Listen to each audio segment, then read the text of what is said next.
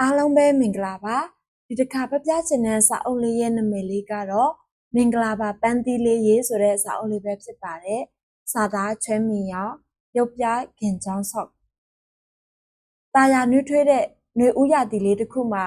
လီလာရဲ့အိမ်ချံဝင်းတဲ့အဖြူရောင်ပန်းလေးတွေပွင့်နေခဲ့ပါတယ်မေမေရဲ့ဒီပန်းလေးရဲ့နာမည်ကဘာလဲဟင်ဒီဟာကပန်းသီးပွင့်လို့ခေါ်တဲ့အော်ပန်းသီးလည်းအပွင့်ပွင့်ပါလားအဲ့ဒီအချိန်ပြားလေးတွေပြန်တန်းရောက်ရှိလာပြီးပန်းသီးပွင့်လေးပေါ်မှာနားနေခဲ့ပါတယ်။မေမေရဲ့ပန်းလေးနာနေမှာပေါ့နော်။ဘာလို့အဲ့ဒီလိုတွေးရတာလဲ။ပြားလေးတွေမှာအစူးချွန်လေးတွေရှိတယ်မလား။ဖြူဖြူလေလဲတိုက်လာရောပန်းသီးပွင့်ရနံ့လေးကလီလာရဲ့နှာခေါင်းဝအထိမီးပြန်ရောက်ရှိလာခဲ့ပါတယ်။မေမေရဲ့ပန်းသီးပွင့်လေးစီကနေရနံ့မမွေလေးရနေတဲ့ဟုတ်တယ်နော်။အရန်ကိုချုံမြင်တဲ့ပန်းရနံ့လေးပဲ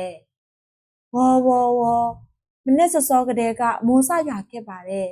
မမေပန်းသီးပွင့်လေးအေးမြသွားမှာပဲနော်မမေလီလာလေးလဲရေချိုးရတာကိုကြိုက်တယ်မလားဟုတ်ရေချိုးပြီးရင်စိတ်ကပေါ့ပါလန်းဆန်းသွားတယ်လေရွှေ့ရွှေ့ဒီတိုက်လာတော့ပန်းသီးပွင့်ဖက်လေးတွေဟာဟိုးကောင်းကင်အမြင့်ကြီးစီပြန်တန်းလွင့်ပါသွားခဲ့ပါတယ်မမေရဲ့ပန်းသီးပွင့်လေးတွေဝမ်းနေနေတော့မှာပဲဘာလို့လဲတငယ်ချင်းတွေနဲ့ခွဲရလို့လေသိမကြခင်မှာပဲပွင့်ဖက်လေးတွေကြွကြသွားတဲ့နေရာမှာအသီးတစ်တစ်လေးတွေထွက်လာခဲ့ပါတယ်မမေရဲ့ဟိုဟာကဘာလဲဟင်အဲ့ဒါကပန်းသီးကလေးလေးလေနောက်တစ်နေ့ကျရင်မမေတို့စားလို့ရတဲ့ပန်းသီးအကြီးကြီးဖြစ်လာလိမ့်မယ်နောက်ဆုံးတော့ပန်းသီးပင်မှာစားချင်းစပွဲကောင်းပြီးရင့်မဲ့တဲ့ပန်းသီးလေးတွေအပြုတ်လိုက်ခဲလိုက်တီးလာခဲ့ပါတယ်မမေရဲ့ပန်းသီးစားချင်တဲ့အေးမမေပန်းသီးခုပေးမယ်နော်ကျွတ်ကျွတ်ကျွတ်ကျွတ်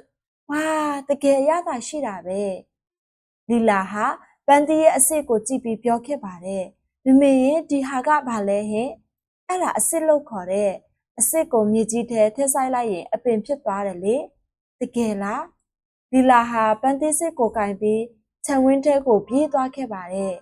မမေပန်းသီးစစ်ကိုမြေကြီးထဲစိုက်ခဲ့တဲ့ဘယ်အချိန်အပင်ဖြစ်မှလဲဟင်လီလာရဲ့အစ်စ်ကနေအပင်ဖြစ်ဖို့ဆိုရင်အချိန်အများကြီးလိုတယ်ကွလီလာလေးနည်းနည်းပိုအရွယ်ရောက်လာပြီးအမဖြစ်လိုက်ရင်ပန်းသီးပင်ကိုတွေ့နိုင်မှာပါဟိုးပျော်လိုက်တာ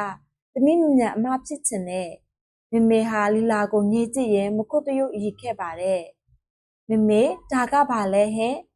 မမေကလီလာကိုပန်းသီးကြီးလာတဲ့ဖြစ်စဉ်ကိုပြောပြပေးနေပါတယ်အပွင့်ကနေအသီးသီးပြီးထပ်ပြီးတော့အသီးထဲကအစ်စ်ကိုကြည့်ရင်တဘာဝရဲ့စမ်းကြယ်မှုကိုခန်းစားသိရှိနိုင်ပါတယ်။ပန်းသီးရဲ့ပုံစံပြောင်းလဲလာတယ်လို့မျိုးလီလာရဲ့ပုံစံလေးလည်းပြောင်းလဲလာရင်တဖြည်းဖြည်းနဲ့ပိုချစ်ကောင်းတဲ့လူကြီးတစ်ယောက်ဖြစ်လာမှာပေါ့နော်။စာအုပ်လေးကတော့ဒီလောက်ပါပဲ။အဆုံးထိနားဆင်ပေးအတွက်အားလုံးကိုကျေးဇူးတင်ပါတယ်ရှင်။